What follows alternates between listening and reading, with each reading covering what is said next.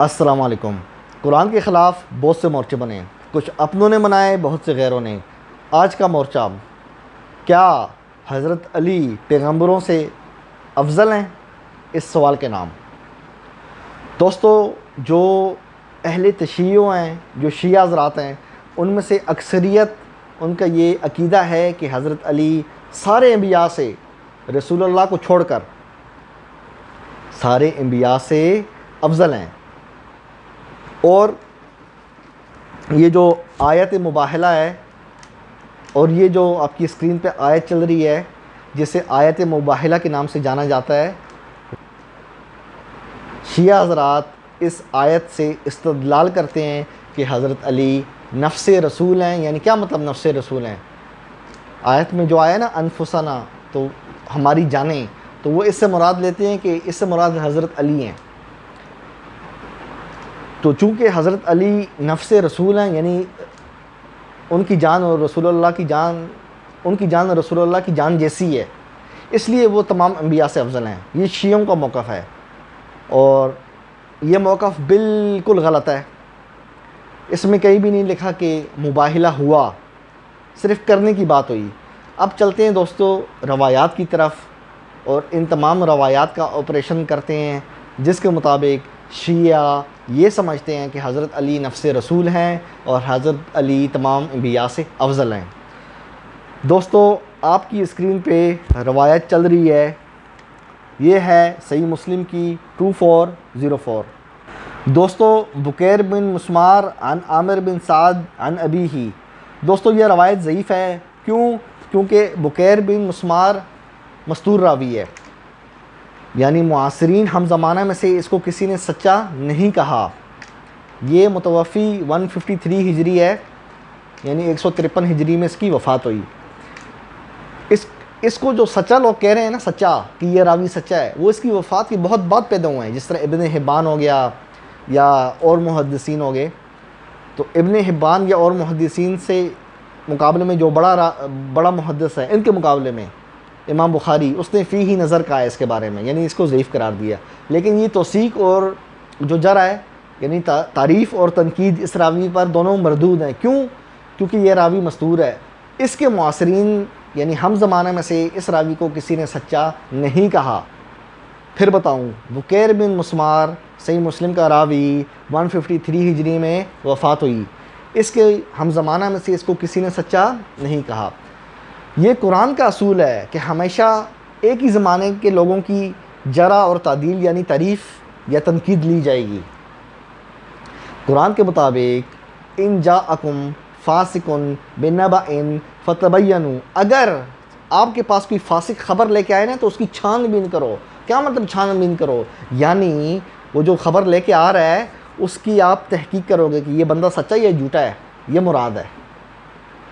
تو کیا تحقیق اس زمانے کا بندہ کرے گا یا 200 سال بعد جو بندہ پیدا ہوگا وہ کرے گا؟ ظاہری بات ہے اس زمانے کا بندہ کرے گا۔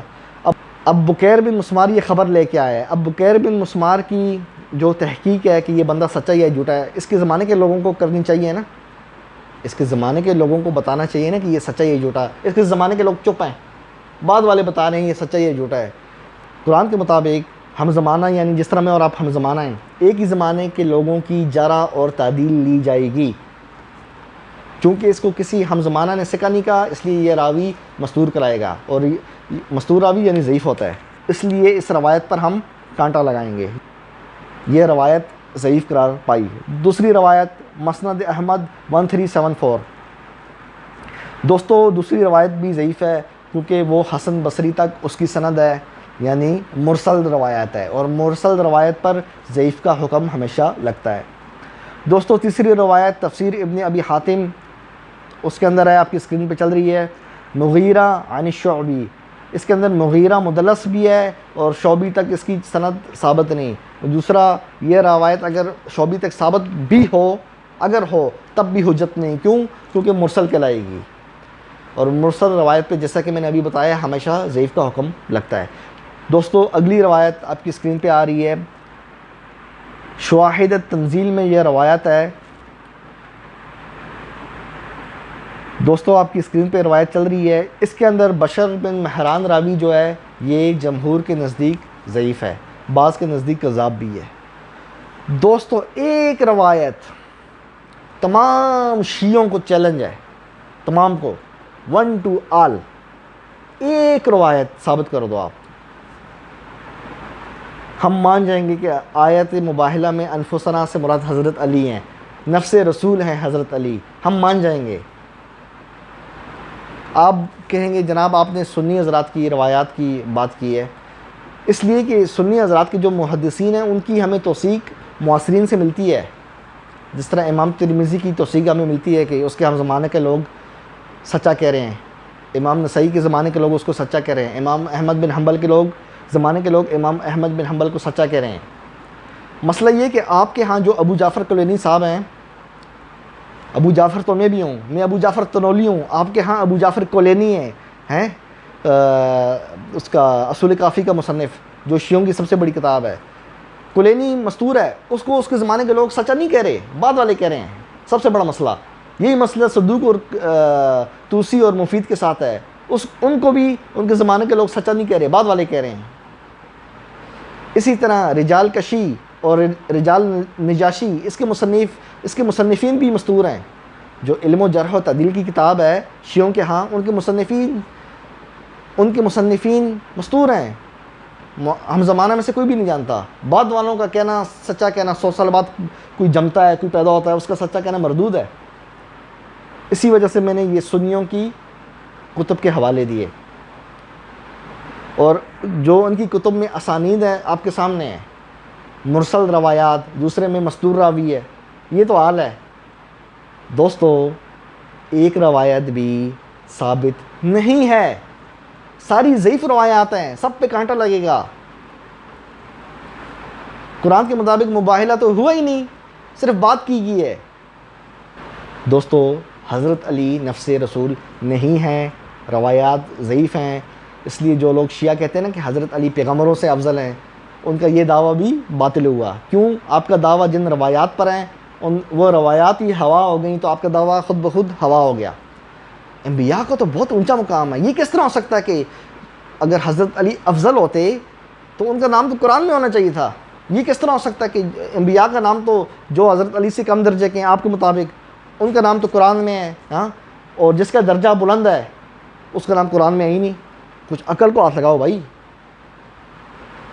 دیکھا جب انسان قرآن سے دور ہوتا ہے نا، ان روایات کے پیچھے چلتا ہے تو یہی ہوتا ہے۔ دوستو ہمیشہ قرآن کو تھامنا، صرف اون دی قرآن کو، کبھی بھی گمراہ نہیں ہوگے۔ یہ روایات نبی کی وفات کے 150 سال بعد، 200 سال بعد لکھی گئیں۔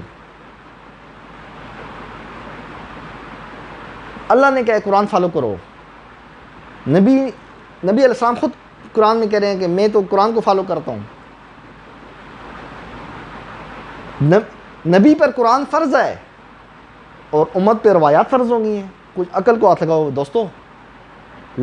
جتنی بھی آج روایات کی کتابیں ہیں نا، آج جتنی بھی روایات کی کتابیں ہیں، آپ ان پر پابندی لگا دیں نا، یہ بریلوی، دیوبندی، شیعہ، اہل حدیث، ہاں، یہ سنیوں کے سارے فرقے، شیعوں کے سارے فرقے سب ختم، کیونکہ ان کے لڑنے کا تو مواد جتنا بھی آ رہا ہے، جتنا بھی مٹیریل ہے، وہ ان کو ان روایات سے ملتا ہے، جن کے مصنفین مستور ہیں، اور کسی کی جو ثقہ مصنفین بھی ہیں ان کی اسانید آپ کے سامنے ہے۔ دوستو انبیاء کے مقابلے میں کسی غیر انبیاء کو افضل کہنا قرآن کے مطابق بہت بڑا گناہ ہے۔ آگے آپ کی مرضی، آپ نے قرآن کی ماننی ہے یا روایات کی ماننی ہے۔ دوستو چینل کو لائک کریں، سبسکرائب کریں، جن دوستوں کو چینل کا نہیں پتہ انہیں بھی بتائیں۔ اپنے بھائی ابو جعفر تنولی کو اجازت دیں، پھر ملتے ہیں انشاءاللہ۔ قرآن زندہ باد۔